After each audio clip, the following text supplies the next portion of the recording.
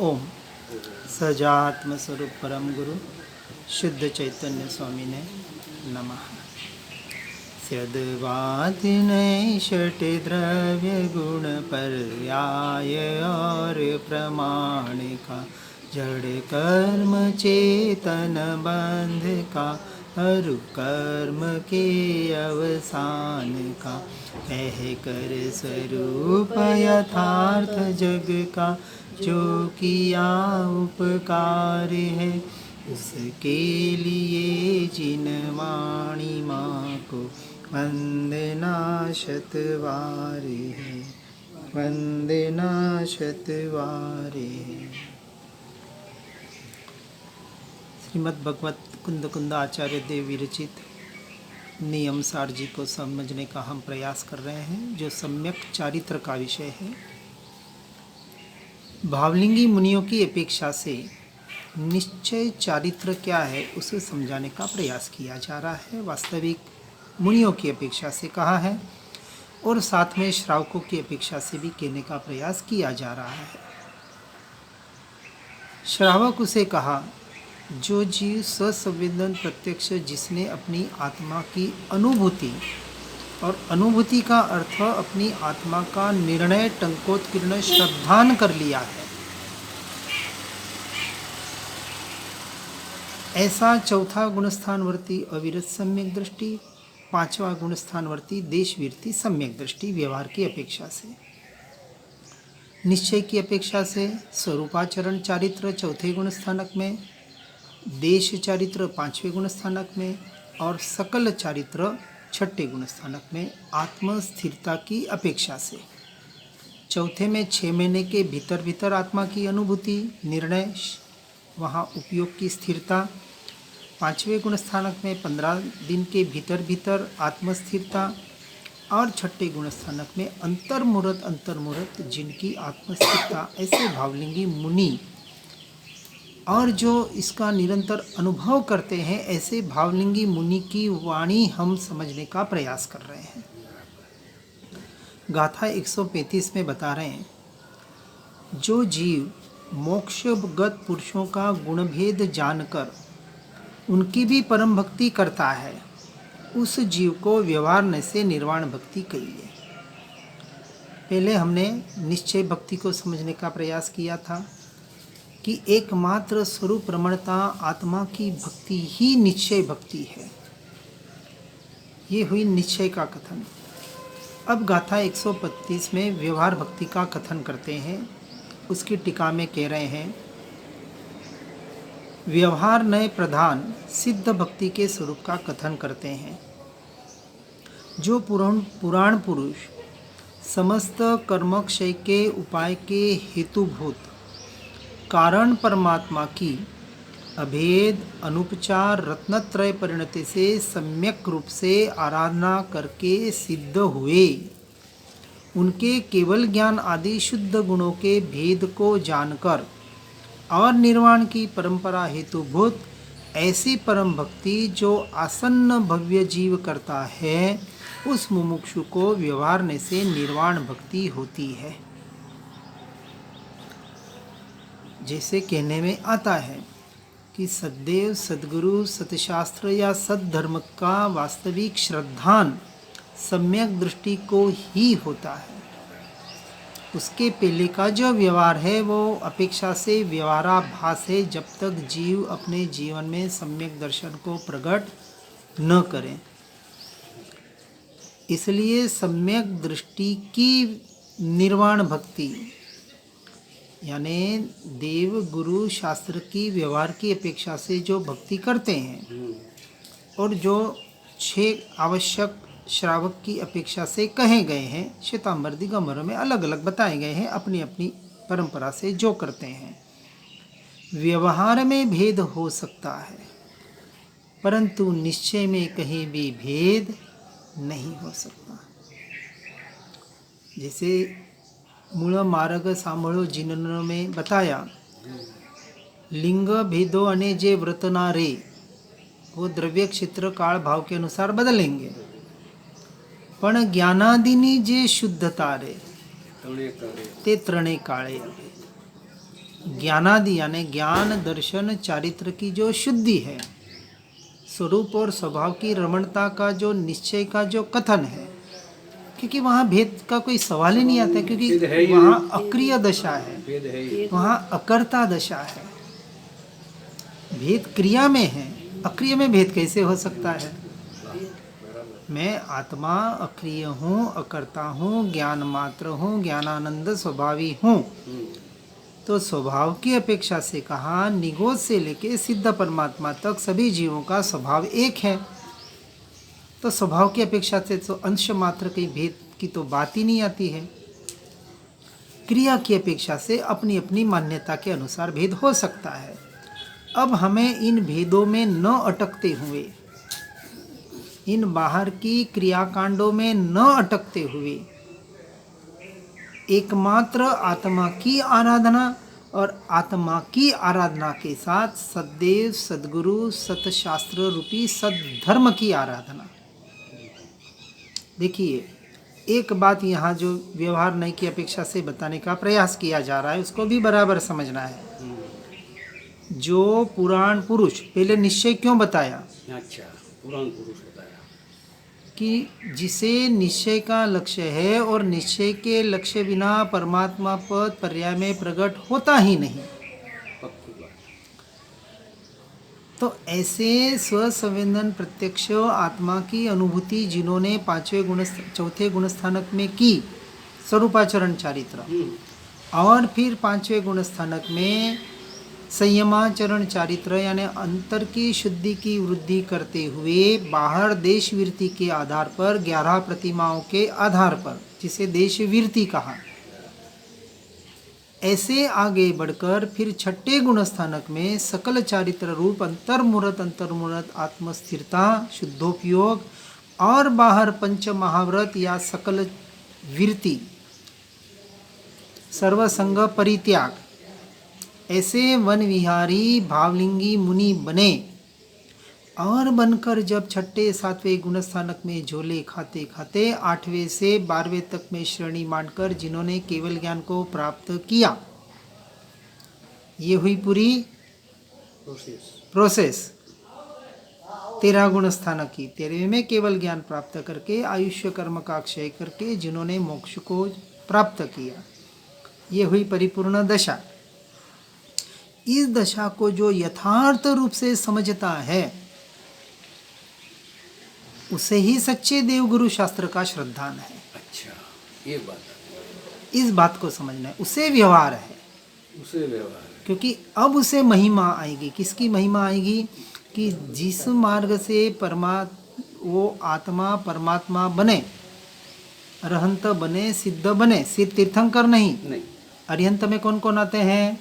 केवल अरिहंत में तीर्थंकर और केवली दोनों आते हैं।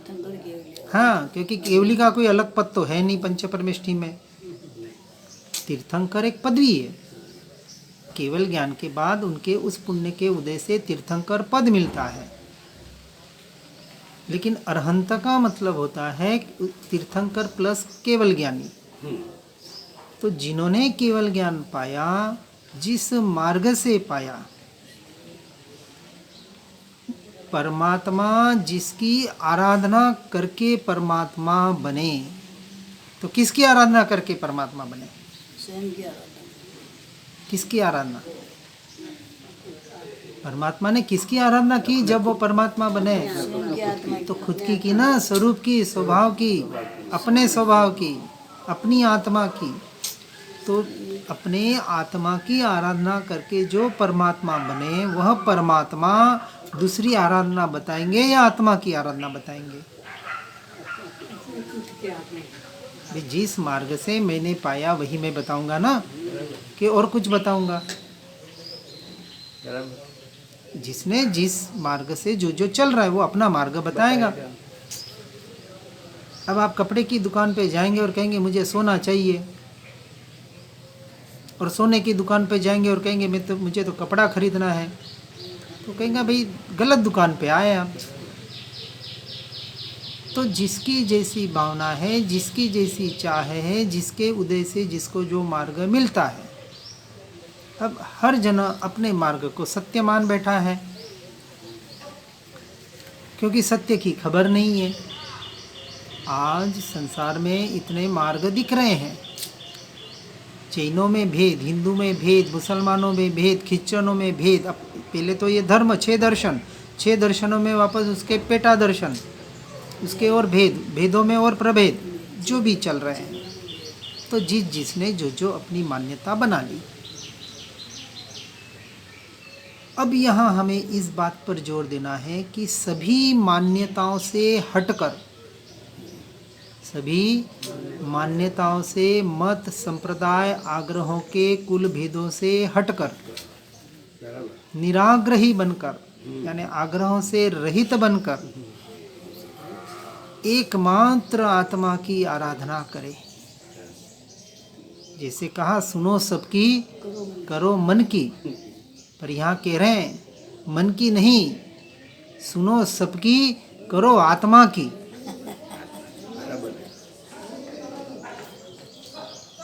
कि जिस आत्मा में, जिस स्वरूप में कहीं भी भेद नहीं है और जो पर से हटकर अपने स्व की ओर लाता है, यह हुआ व्यवहार।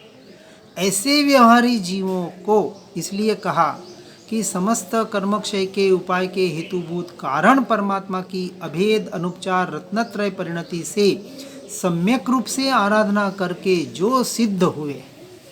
देखो, वाक्य रचना बहुत भावलिंगी मुनियों की वाक्य रचना है। सिर्फ ऐसे नहीं कहा कि किसी भी तरह से सिद्ध बन गए, इसके बगैर सिद्ध बन ही नहीं सकते। ये बात बता रहे हैं। उनके केवल ज्ञानादि शुद्ध गुणों के भेद को जानकर, अब उनको जानकर कि इस मार्ग से वो परमात्मा पद जिन्होंने पाया, ऐसे देव गुरु शास्त्र को मैं वारंवार वंदन करता हूँ। ये व्यवहार हुआ। निश्चय के बाद ही व्यवहार आया। निश्चय के बाद ही व्यवहार आएगा, क्योंकि अभी सदैव किसे कहा हमें पता नहीं है। व्यवहार निश्चय की अपेक्षा से सदगुरु किसे कहा हमें पता नहीं है। ये कब पता पड़ेगा? जब तक आप निश्चय का निर्णय नहीं करेंगे। जैसे कहा भावलिंगी मुनि, सदगुरु, देव गुरु शास्त्र। गुरु यानी पंच परमेष्ठी, 3 परमेष्ठी, अरहंत सिद्ध आचार्य। गुरु पद में, देव में अरहंत और सिद्ध, और शास्त्र केवली प्ररूपित धर्म, जिसमें चारों अनुयोग आ गए। हाँ, अब उनका समन्वय करके पूरे अभ्यास के द्वारा जब ये जाना माना, तो अब श्रद्धान किसका होगा? कि जो केवली परमात्मा बने, वितरागी बने और वितरागता को, केवल ज्ञान को प्राप्त कर कर निर्वाण को प्राप्त हुए, वही सद्देव। इसके अलावा दूसरे कोई देव नहीं। ये हुई व्यवहार भक्ति, उनकी भक्ति। फिर सतगुरु, अरहंत, साधु, उपाध्याय और आचार्य, छठे गुणस्थानवर्ती। देखो, तारण पंथ में इस बात को थोड़ा हमने नई बात सुनी और कहीं ना कहीं जची।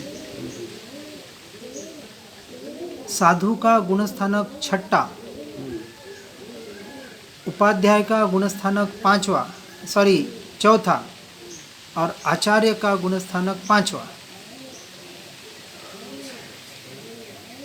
कैसे? तो कहा गया कि साधु यानी भावलिंगी मुनि, इसलिए 4 मंगल जो बताते हैं, साहू मंगलम बताया उसने। साधु यानी आचार्य भी जब अंतिम क्षण में समाधि मरण करते हैं, भावलिंगी मुनियों की भी बात बता रहा हूँ, या द्रव्यलिंगी में भी यही बात है, उन्हें अपनी आचार्य पदवी छोड़नी पड़ती है। ये शास्त्रों में बताया गया है। यानी पदवी सहित, क्योंकि पदवी एक अहंकार है। मैं आचार्य हूँ, मैं उपाध्याय हूँ, मैं गणाधिपति हूँ, मैं कुछ हूँ। यहाँ तो कहा मैं साधु हूँ, मैं सम्यक दृष्टि हूँ, मैं श्रावक हूँ। इस मान्यता को भी निकालना, क्योंकि ये पर्याय की अपेक्षा से कथन है। तो व्यवहार की अपेक्षा से भले कथन हो, बोला जाएगा, उसका ना नहीं है। व्यवहार बोलने के लिए, मैं मनुष्य हूँ, मैं स्त्री हूँ, मैं पुरुष हूँ आदि बोलना तो पड़ेगा। ये मेरा घर है, ये मेरा बेटा है, जब तक हम व्यवहार में हैं। लेकिन मान्यता में क्या होगा? मान्यता में मैं साधु हूँ ये होगा कि मैं आत्मा हूँ ये होगा? मैं आत्मा हूँ। ये मुख्य बात है। साधुपना छोड़ना पड़ेगा, छोड़ना पड़ेगा। तो साधु अपने को साधु मानते ही नहीं है, अपने को तो आत्मा ही मानते हैं। आचार्य उपाध्याय भी अपने को आचार्य उपाध्याय नहीं मानते, पर जब उपाध्यायों का जो कार्य बताया कि साधु संतों को खुद पढ़ना और औरों को पढ़ाना, औरों को यानी साधुओं को, हाँ, श्रावकों का नहीं। वो उपाध्याय का काम नहीं है श्रावकों को पढ़ाना, उसके लिए तो पंडित विद्वानों का काम है वो। हाँ, पूरी परंपरा साधु उसे कहा जो 100% वन विहारी एकांत में है। भले 100 साधु के साथ रहेगा लेकिन श्रावक के साथ नहीं रहेगा, उसका नाम साधु। यही भावलिंगी मुनि की दशा हम नहीं समझ पा रहे हैं, पर किसी को भी साधु मान लेते हैं। ये श्रद्धान का विषय है, अभी ये व्यवहार का विषय चल रहा है। यहाँ जो बताया ना, व्यवहार में से भक्ति किसे कहा? ऐसी परम भक्ति आसन्न भव्य जीव यानी सम्यक दृष्टि जीव करता है देवगुरु शास्त्र की। और कौन से गुरु को? नमो लोए सव साहुणम, जब बोलता है नमो आयरियाणम नमो वज्झायाणम, इन 3 पद जब उसके भावों में होते हैं, उस भावों में वो भावलिंगी संतों की दशा होती है। ऐसे भावलिंगी संतों को वंदन कर रहा हूँ मैं। और इस शब्द में देखो थोड़ा सा अर्थ यदि देखें तो, नमो अरहंताणम, किसको नमस्कार किया? इतना सा या और कुछ? पंच परमेष्ठी को नमस्कार नहीं किया एक अपेक्षा से देखेंगे तो। झटका लगा ना? देखो शब्द बिल्कुल जैसे हमने कहा था अप्पाणम, अप्पाणम वो सिरामी बोलते हैं ना, ताव कायम ठाणेनम मणेनम झाणेनम अप्पाणम वो सिरामी। लोगों ने आत्मा को वो सिरा दिया। हाँ, अर्थ यही दिया है बहुत से किताबों में कि आत्मा को वो सिराता हूँ। वो सिराने का मतलब त्याग करना, छोड़ देना।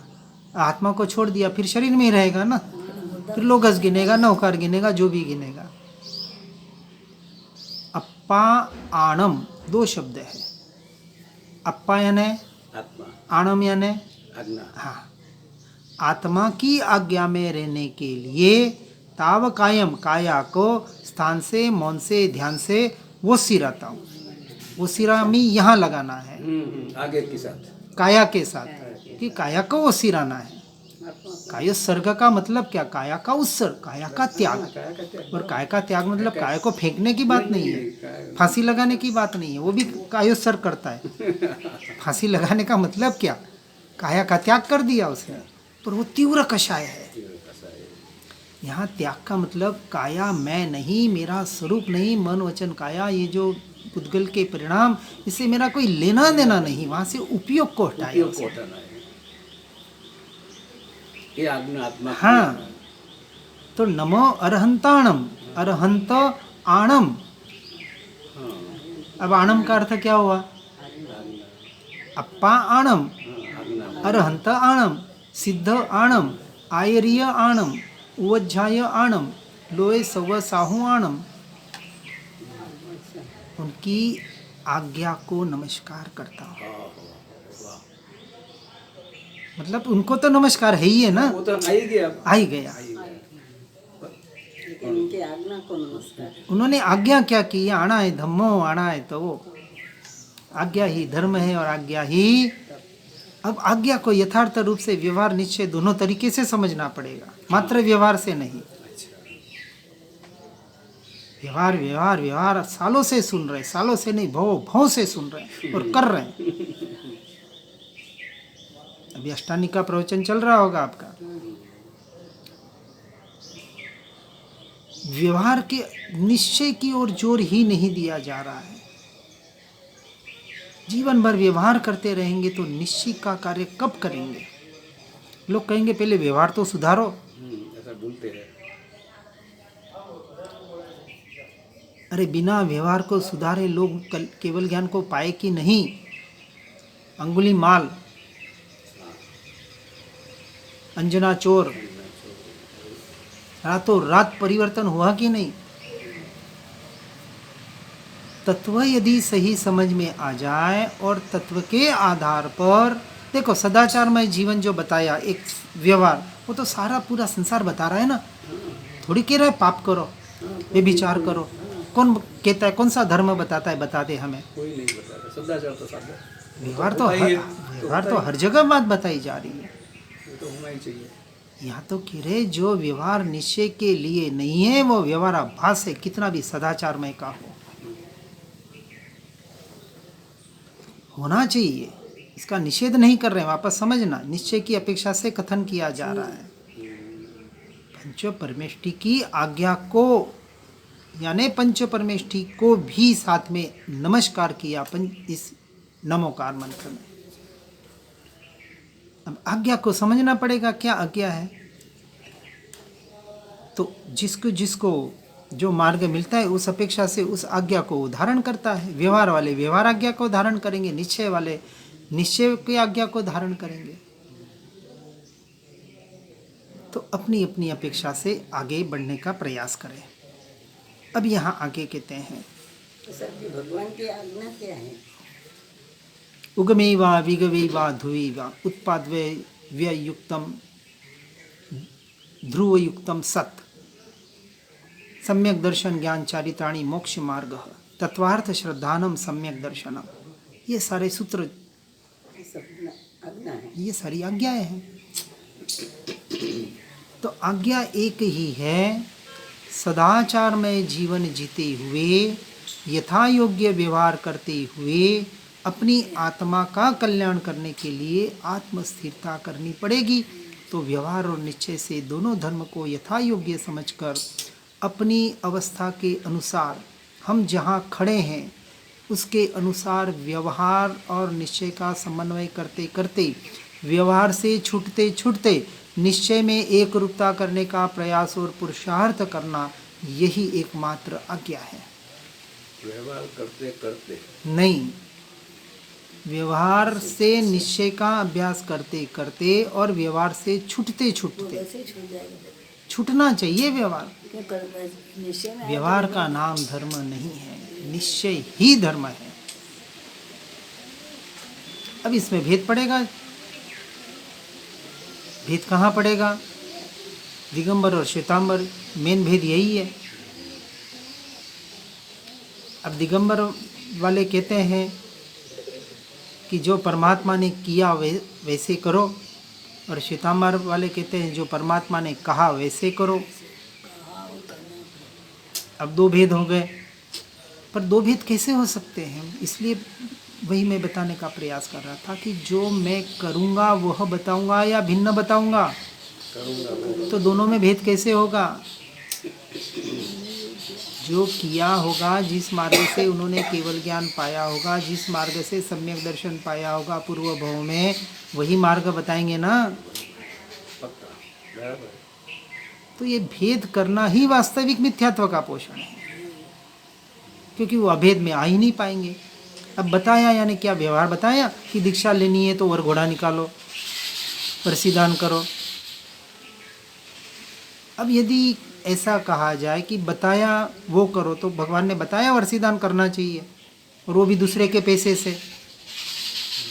उनके पास था तो उन्होंने कर दिया। आज लाखों करोड़ों रुपए दीक्षा में खर्च होते हैं, किसका पैसा खर्च हो रहा है? कोई जीव है जिनके पास है वो अपना करते हैं, और जिनके पास नहीं है सारा समाज कर रहा है ना। अपना विषय नहीं है वो। हम तो ये कहने का प्रयास कर रहे हैं, वास्तविक यथार्थ धर्म को समझने का प्रयास करना ही पड़ेगा। अब किसको सत्य माने ये अपने विवेक पर डिपेंड करता है।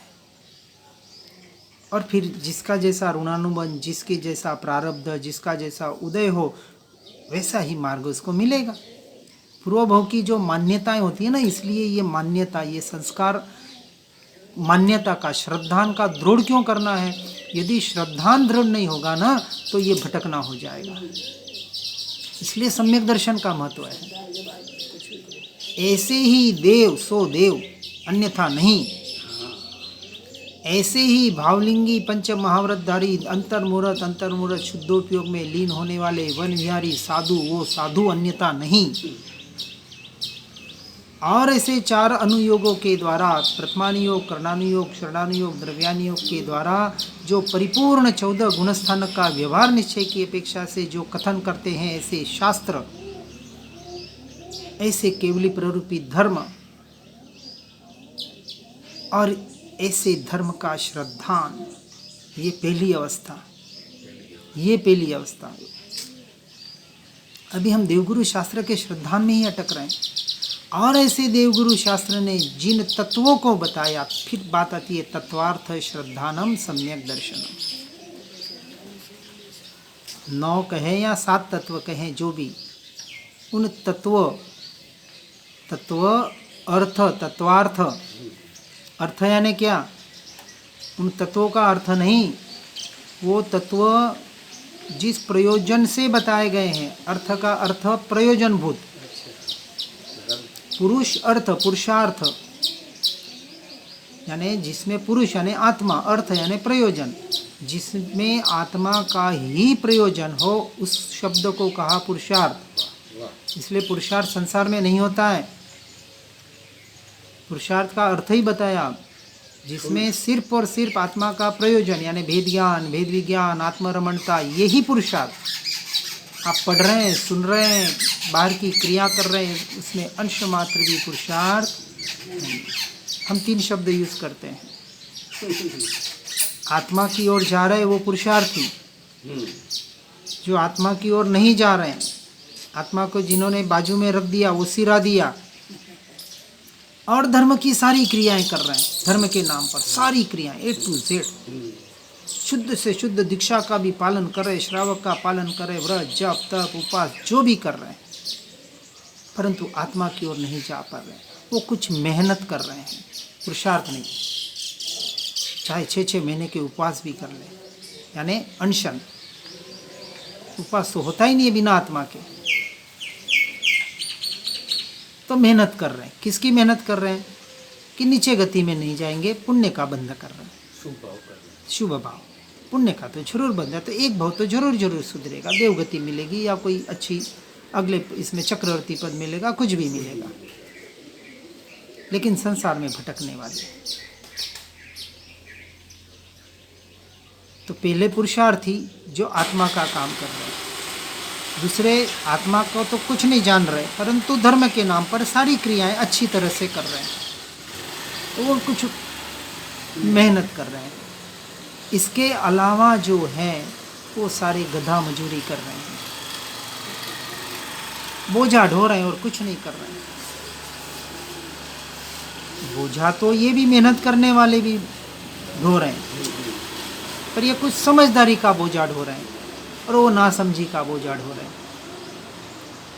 इसलिए अशुभ और शुभ दोनों को अशुद्ध परिणामों में लिया है, क्योंकि कर्म का बंध करने वाले हैं और भव भ्रमण में भटकाने वाले हैं। इसलिए जो व्यवहार की बात चली, तो व्यवहार की अपेक्षा से सही रीत से समझना है। व्यवहार छोड़ने की बात नहीं हो रही है। व्यवहार के बिना धर्म नहीं होता, परंतु व्यवहार से भी धर्म नहीं होता।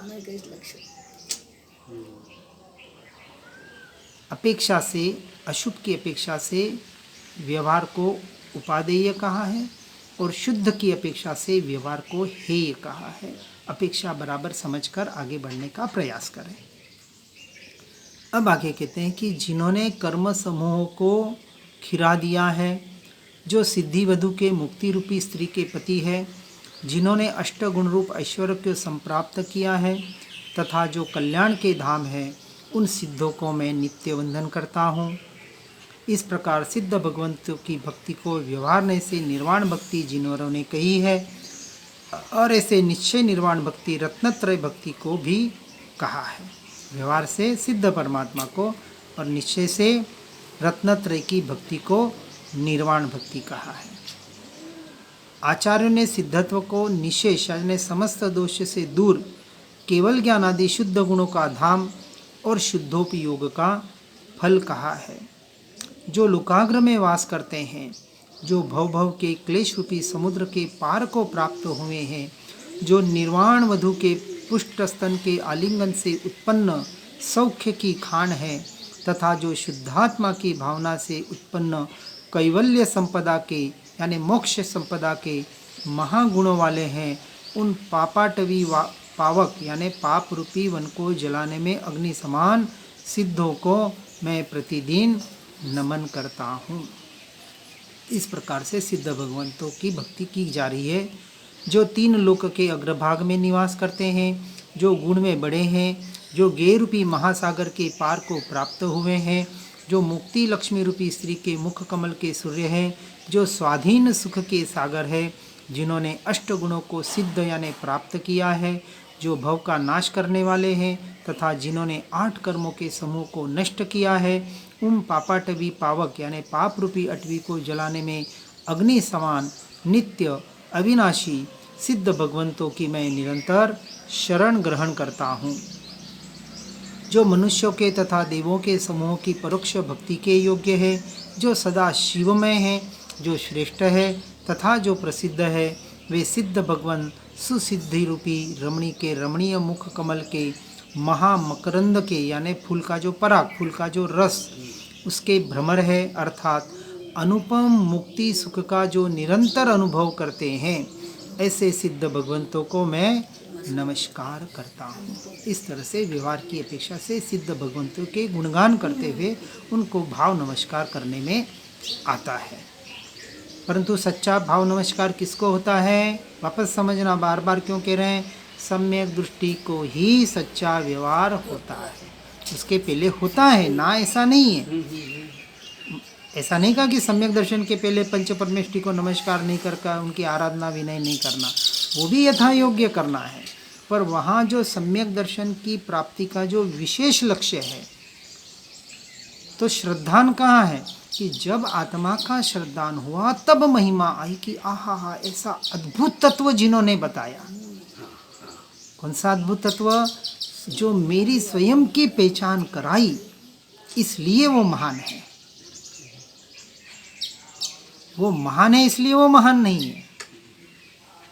उन्होंने जिस तत्व को पाया और जिस तत्व की महिमा बताई, और वो महिमा पाकर जब मुझे अपनी महिमा आई, तब समझ में आया कि वो कितने महान हैं जिन्होंने अपनी महिमा गाई।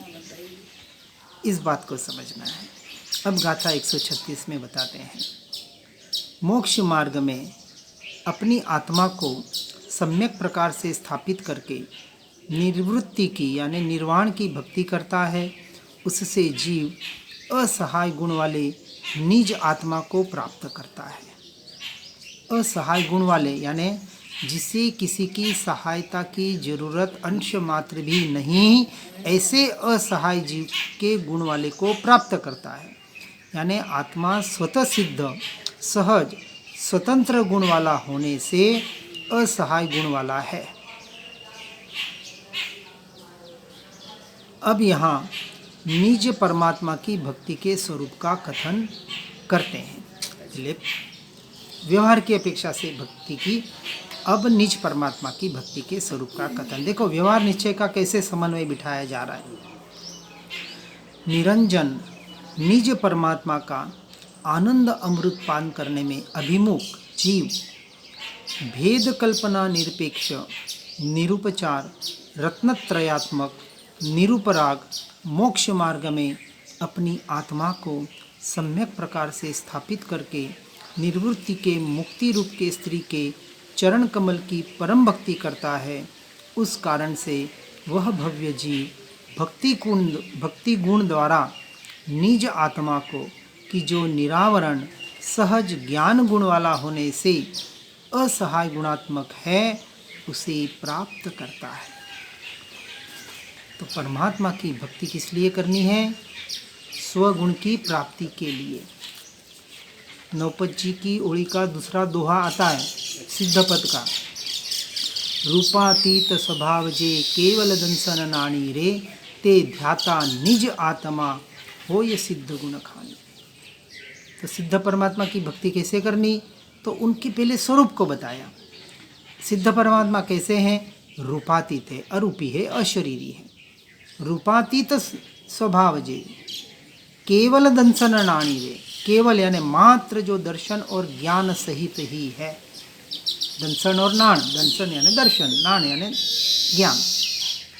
ते ध्याता निज आत्मा, कि ऐसे जो सिद्ध केवल ज्ञान और दर्शन सहित है, ऐसा ही मैं हूँ। ते ध्याता निज आत्मा होय सिद्ध गुण खान। अब क्या श्वेतांबरों में नहीं बताया?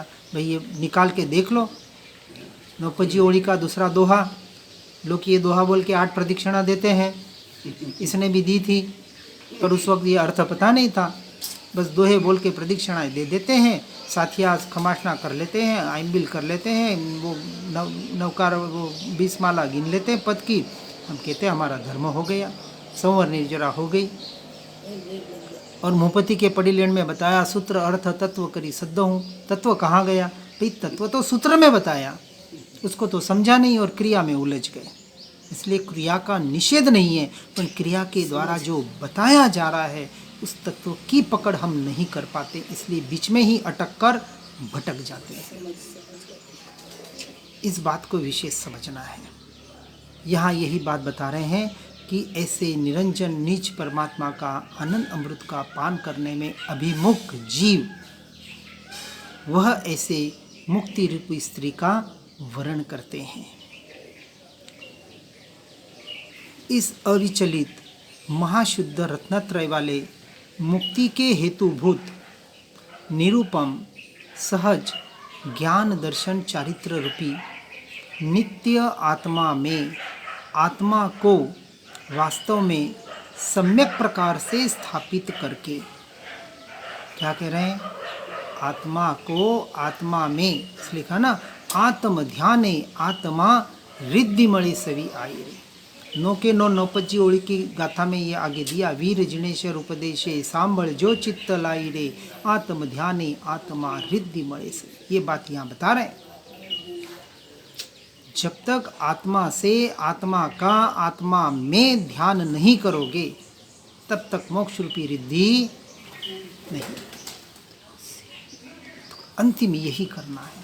तो जो चीज़ अंतिम करनी है, आज से क्यों ना वही की जाए, क्यों ना उसी का अभ्यास किया जाए। क्यों हम व्यवहार और व्यवहारी में ही जीवन भर अटके रहें? फिर आत्मा में कब आएंगे, कैसे आएंगे?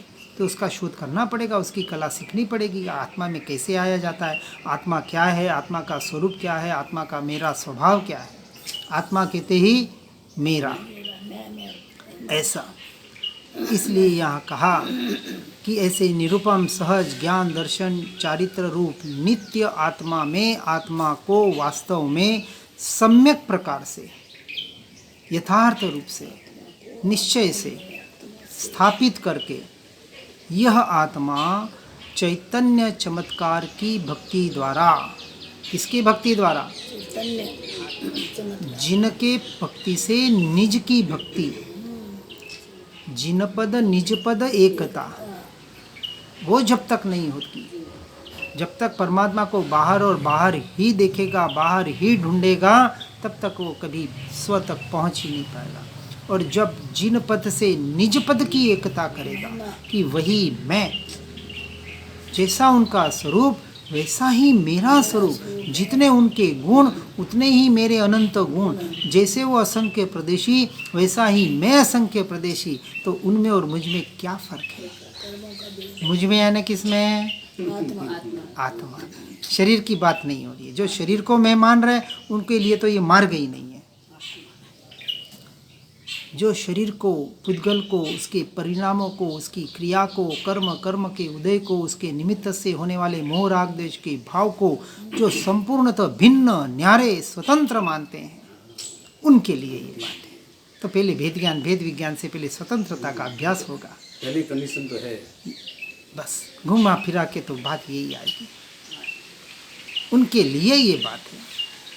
और यह आत्मा चैतन्य चमत्कार की भक्ति द्वारा, कौन सा चमत्कार? बाहर के चमत्कारी की अंश मात्र बात नहीं, अरे महा चमत्कार यहाँ चैतन्य सूर्य, चैतन्य चमत्कार, चैतन्य प्रकाश जो भीतर में बैठा हुआ है, ऐसे चैतन्य चमत्कार की भक्ति द्वारा निरतिशय घर को, निरतिशय यानी जिससे बढ़कर दूसरा कोई घर नहीं है, ऐसे अनुत्तम श्रेष्ठ अद्वितीय ऐसे घर को यानी स्वघर को कि जिसमें से विपदाएं दूर हुई है तथा जो आनंद से भव्य शोभायमान है, उसे अत्यंत प्राप्त करता है।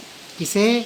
उस चैतन्य चमत्कार को, यानी अपने स्वरूप को, अपने स्वभाव को, अपने स्वयं को, जो अत्यंत अब इसके अलावा और कुछ भी नहीं प्राप्त करता है। अर्थात ऐसा जीव सिद्धि रूपी स्त्री का स्वामी होता है। मोक्ष का अधिकारी कौन, इस बात से समझना है। इस तरह से इस बात को सुनकर समझकर हम जिस अवस्था में हैं, जिस स्थान पर खड़े हैं, उसकी अपेक्षा से हमें क्या करना है, मुझे क्या करना है, इस बात का निर्णय करके मोक्ष मार्ग में यानी परद्रव्य प्रभावों से तो हटना ही है और सीधी दीक्षा लेनी है, ऐसा नहीं। पहले वानप्रस्थ तो बनो, और वानप्रस्थ बनने के लिए कुछ नियम लेने पड़े तो जरूर लेवें। और 11 प्रतिमा के अभ्यास के द्वारा संसार से छूटते छूटते और साथ साथ में अपनी आत्मा में रमणता का अभ्यास को बढ़ाते हुए, सिर्फ करना नहीं, अभ्यास को बढ़ाना तीव्रता से करते हुए मुक्ति रमण रूपी स्त्री को, यानी एक बार सम्यक दर्शन प्राप्त हो जाए तो 15 भाव बताया। अब शायिक नहीं है, शायिक वाले का 3 भाव ज़्यादा से ज़्यादा या उसी भाव में, और उपशमिक भी हो जाए तो उपशमिक तो आज कहते हैं, तो 15 भाव के भीतर भीतर तो हम आ ही सकते हैं। तो ऐसे सम्यक दर्शन की प्राप्ति करके निरंतर अपने इस जीव को मोक्षगामी बनाने का प्रयास और पुरुषार्थ करें। इसी भावना के साथ ओम नमः सिद्धम। जिन वाणी के ज्ञान से हो सम्यक श्रद्धान, हो चारित्र महान, पाऊं पद निर्वाण। आत्म ही है देव निरंजन, आत्म ही सद्गुरु भाई। आत्मशास्त्र है धर्म, आत्म ही तीर्थ, आत्म ही सुखदाई। आत्म मन नहीं है रत्नत्रय, पूरित अवगाहन सुखधाम। ऐसे देव शास्त्र सद्गुरु को, धर्म तीर्थ को सतत प्रणाम, धर्म तीर्थ को सतत प्रणाम।